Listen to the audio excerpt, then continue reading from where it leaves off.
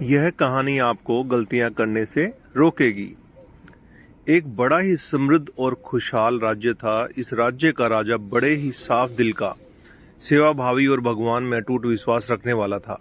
राजा को किसी चीज की कोई कमी नहीं थी। राज्य के सारे लोग राजा से बेहद प्यार करते थे और उसका हर कहा किसी हुक्म की तरह मानते थे। फिर भी राजा जैसे जैसे बूढ़ा होता जा रहा था, वो दुखी रहने लगता था। राजा के दुख का कारण था उसे पुत्र का न होना। हालांकि राजा की एक पुत्री थी जो बड़ी हो चुकी थी और उसके विवाह का विचार भी अब राजा करने लगा था। राजा अपने बुढ़ापे में संन्यास लेकर प्रभु भक्ति करना चाहता था, लेकिन उसके सामने सबसे बड़ी समस्या यही थी कि राजा की बागडोर किसे सौंपी जाए। एक रात इसी चिंता में राजा काफी देर तक भगवान का नाम जपते जपते सो गया। उस रात राजा को सपने में भगवान का साक्षात्कार हुआ और उसे उसकी सारी समस्याओं का समाधान मिला। सवेरे उठते ही राजा ने बड़े प्रसन्न मन से एक सभा बुलाई और ऐलान कर दिया कि उसके महल के दरवाजे पर कोई भी पहला आदमी आएगा, उसी से राजकुमारी की शादी की जाएगी और उसे ही राज्य का राजा घोषित किया जाएगा। सभी लोग जो सभा में मौजूद थे राजा का ऐसा अजीब ऐलान सुनकर काफी अचंभित हुए, लेकिन सभी लोग जानते थे कि राजा बिना बात के ऐसा कोई भी मूर्खतापूर्ण काम नहीं करेगा। इसीलिए उन्होंने राजा को ऐसा करने का कारण पूछा। राजा ने अपने रात के सपने के बारे में सबको बताया तो सबके मन का संदेह दूर हो गया। राजा ने ऐलान का तुरंत पालन किया गया और थोड़ी ही देर बाद सैनिक एक युवक को सभा में लेकर आए जो मैले पुराने कपड़े पहने हुआ था। राजा ने ऐलान के अनुसार गरीब को राजा बना दिया। राजकुमारी से उसकी शादी भी कर दी गई। कुछ ही दिनों में बूढ़ा राजा अपना सब कुछ त्याग करके प्रभु भक्ति के लिए सन्यासी बनकर जंगलों में चला गया। धीरे धीरे नए राजा ने राज्य का सारा भार संभाल लिया और बड़े अच्छे से शासन करने लगा। राजमहल में एक गुप्त कमरा था जिसके दरवाजे पर एक बड़ा सा ताला लगा रहता था और इस ताले की चाबी नया राजा हमेशा अपने पास संभाल कर रखता था। हर हफ्ते एक दिन राजा उस कमरे का ताला खोलकर और आधे एक घंटा उसमें बिताने के बाद फिर उसे ताला लगा देता। उस चाबी को राजा कभी किसी को छूने भी नहीं देता।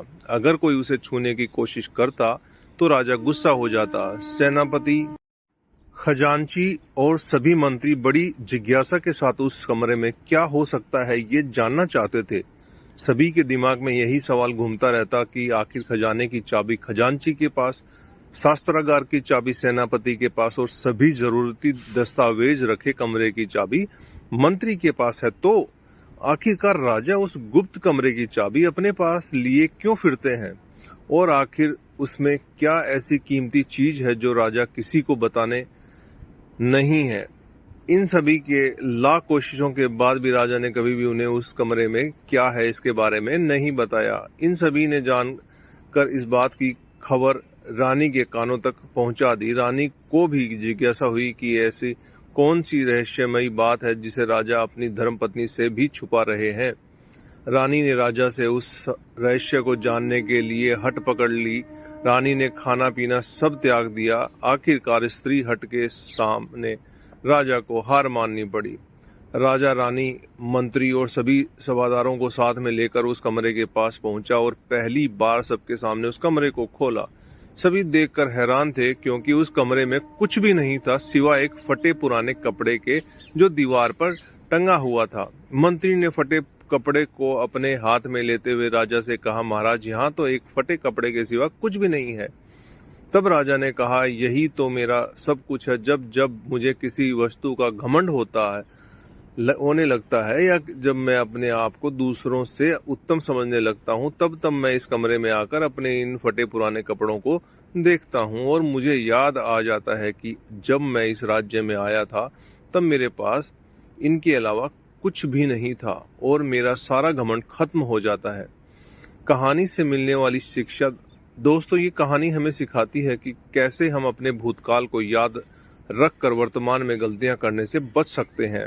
समय हमेशा बदलता है, इसीलिए हमें ये हमेशा याद रखना चाहिए कि अगर आज हमारे पास सब कुछ है तो वो हमेशा नहीं रहने वाला। इसीलिए हमें हमेशा विनम्र बने रहना चाहिए।